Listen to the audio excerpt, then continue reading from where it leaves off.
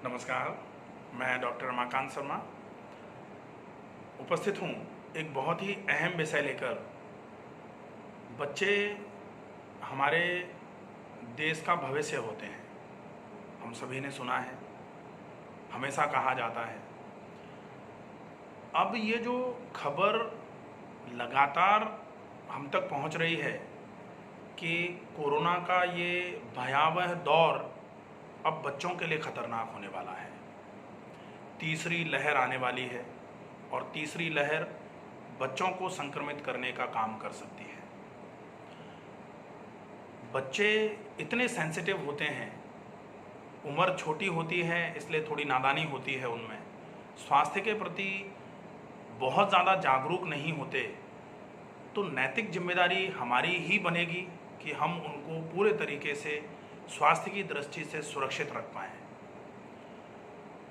हम क्या ऐसा करें कि बच्चे इस कोरोना महामारी के दौर में अपने स्वास्थ्य को अच्छे तरीके से मेंटेन करते हुए अपने जीवन को अच्छे तरीके से सुरक्षित रख पाएँ।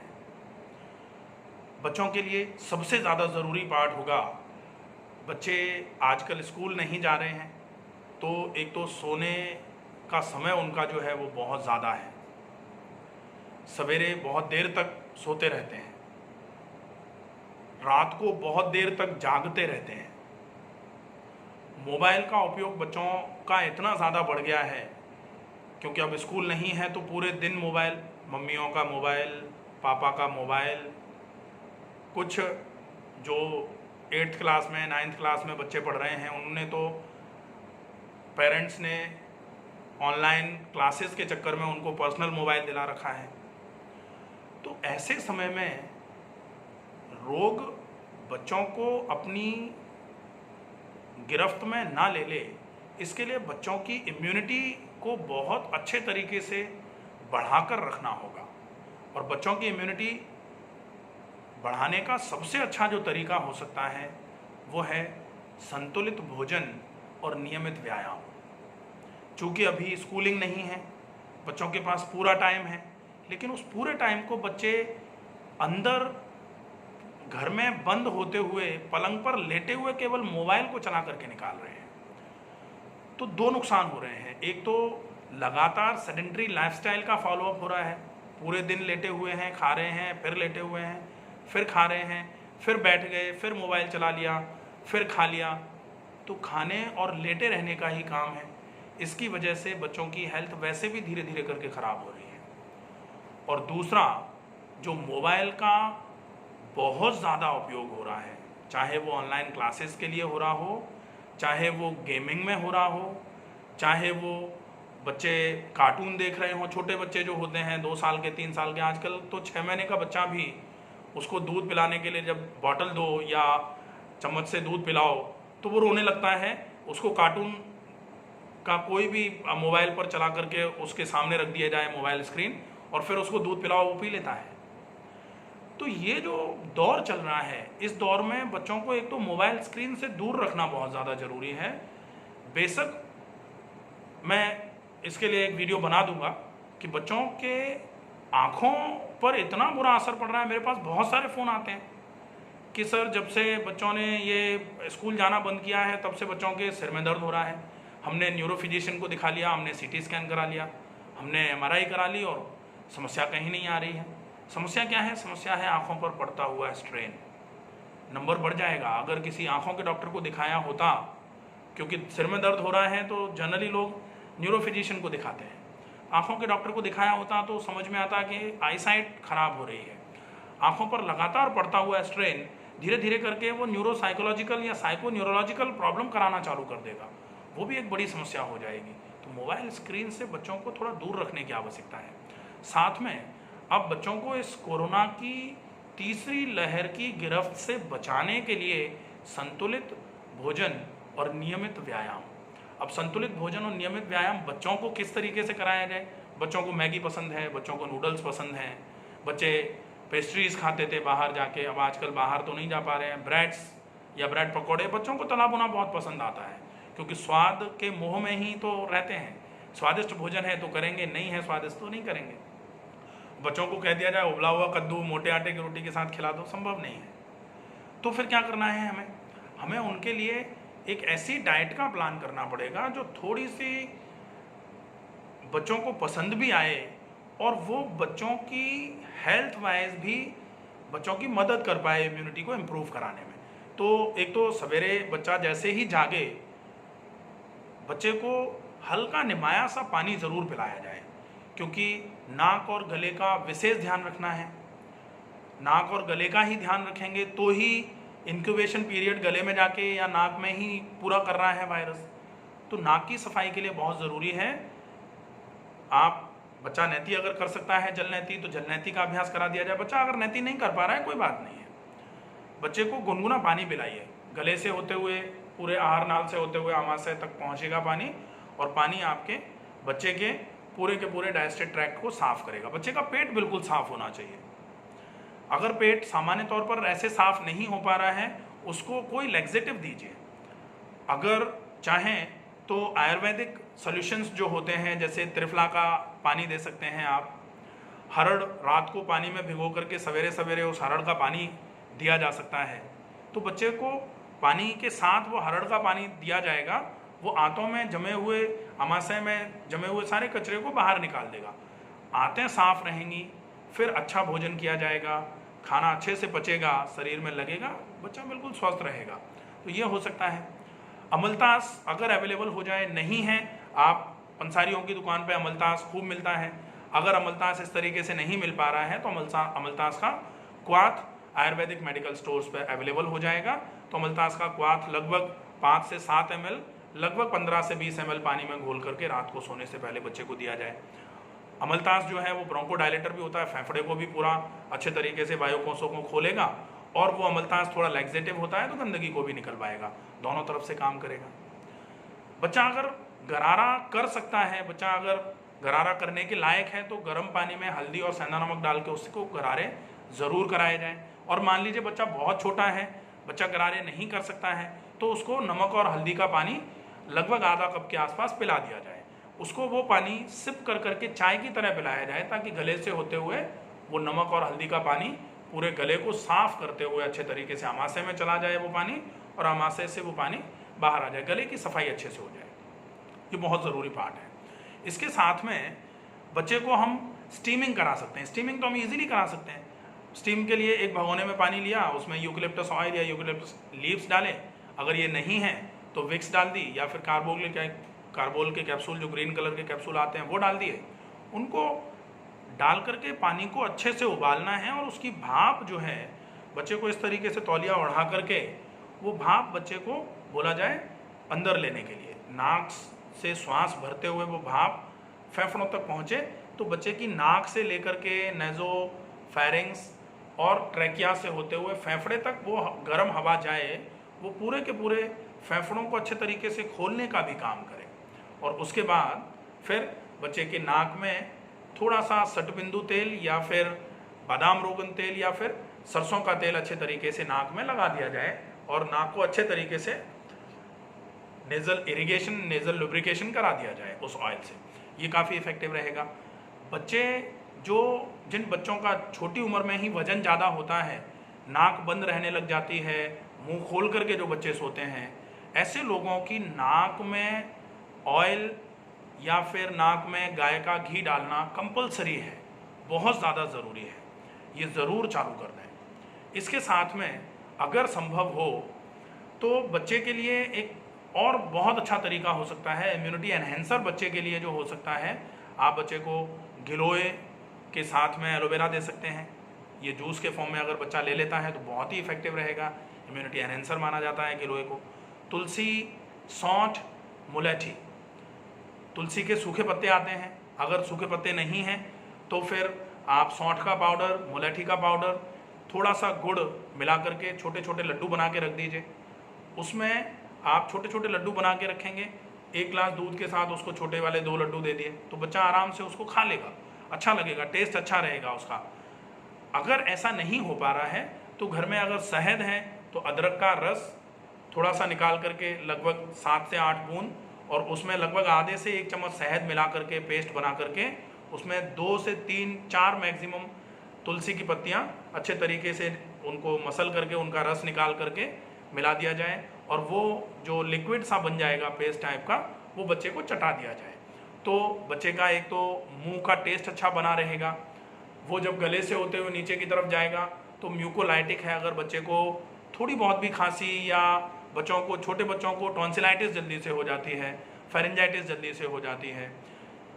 जब बच्चों को टॉन्सिलाइटिस हो, गला बंद हो रहा है, गला चौक हो रहा है, इन्फेक्शन होता है, बच्चों को उस चक्कर में बुखार भी आ जाता है, तो ऐसे समय में भी तुलसी, अदरक और शहद जो है अच्छे तरीके से पेस्ट बना करके, इसका लिक्विड सा बना करके बच्चे को चटाया जा सकता है, काफ़ी इफेक्टिव रहेगा। और अगर मान लीजिए बच्चा इसको नहीं चाट पा रहा है तो फिर सौंठ को, क्योंकि अदरक को दूध में डालेंगे तो दूध के फटने के चांसेस होते हैं, तो थोड़ा सा सौंठ का पाउडर और उसके साथ में थोड़ा सा गुड़ बच्चों के दूध में मिला करके बच्चे को पिला दिया जाए, वो भी काफ़ी इफेक्टिव रहेगा। ये भी बच्चे के इम्यूनिटी एनहेंसमेंट के लिए काफ़ी अच्छा रहेगा, बच्चे को फ़ायदा करेगा। साथ में बहुत ज़्यादा ज़रूरी पार्ट जो आ जाएगा वो रहेगा बच्चा व्यायाम कर रहा है कि नहीं कर रहा है। अब अगर मान लीजिए बच्चा 3 साल से, 3.5 साल से, 4 साल से छोटा है अगर, तो फिर वो व्यायाम उसको बोला जाए कि आसन कर ले तो बच्चा नहीं करेगा।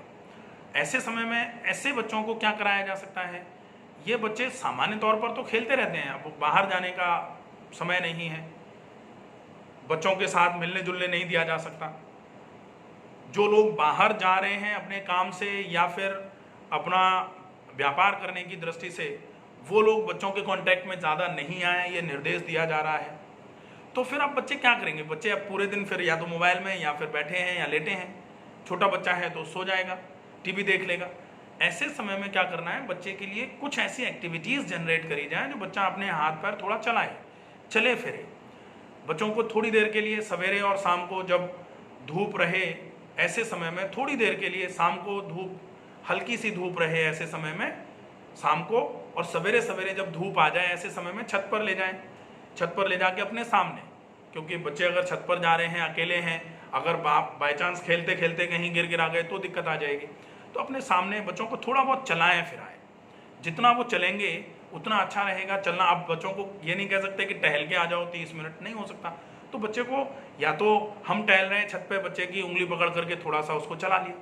बच्चा जितना चलेगा, जितना थकेगा, उतने ही उसके शरीर में ऑक्सीजन ज़्यादा जाएगी, क्योंकि थकान की वजह से श्वसन की दर बढ़ेगी, श्वसन की दर बढ़ेगी तो ऑक्सीजन का आदान प्रदान, अच्छी हवा अंदर जाएगी और शरीर की खराब हवा, जिसको कार्बन डाइऑक्साइड जनित वायु जो बोली जाती है, कार्बोक्सी हीमोग्लोबिन को जो प्यूरिफिकेशन के लिए कार्बन डाइऑक्साइड से सांस को छोड़ते हुए कार्बन डाइऑक्साइड बाहर निकल के आती है, वो प्रोसेस पूरा होगा और बच्चे के शरीर में अच्छी हवा अंदर पहुंचेगी, जो बच्चे के स्वास्थ्य को अच्छे तरीके से लाभ देने का काम करेगी। अगर बच्चा थोड़ा बड़ा है, 5 साल का है, 6 साल का है, थोड़ा समझ सकता है, तो फिर हम उसको ये कह सकते हैं कि वो अपनी जगह पर थोड़ा सा स्किपिंग कर ले, कूद ले, जंपिंग कर सकते हैं। बच्चे खेल खेल में कुछ भी कर सकते हैं। बच्चों के हाथ दोनों उठवा करके बच्चों को कहो जंपिंग करो, अच्छा थोड़ा सा बच्चों को या कुछ रॉड या फिर एक रस्सी बांध दीजिए और बच्चों को कहा जाए उसको पकड़ो कूद करके ऊपर छलांग मारते हुए। तो बच्चे अगर मान लीजिए 20 से 25, 30 बार, 40 बार, 50 बार ये जंपिंग करते हैं, तो जंपिंग एक्टिविटी भी लंग्स को एक्टिवेट करने का एक बहुत अच्छा माध्यम मानी जाती है, बहुत ही इफेक्टिव है। छोटा बच्चा जो बहुत छोटा होता है वो भी, अगर थोड़े से बड़े बच्चे को, अगर जैसे घर में 2 बच्चे हैं, एक 10 साल का है और एक 5 साल का है, तो 10 साल का बच्चा जो कर रहा होता है 5 साल का अपने आप करने लग जाता है उसको। तो ये एक्टिविटीज़ थोड़ी बहुत चालू करवा दी जाए।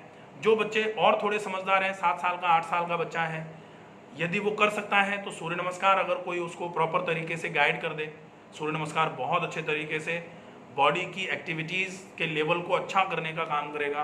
वो कार्डियोवैस्कुलर एक्टिविटीज़ मानी जाती है, आपके लिए पूरे शरीर को भी एक्टिव करने का काम करेगी और श्वसन की दर भी बढ़ेगी, उससे आपके शरीर में रक्त का संचार भी बढ़ता है।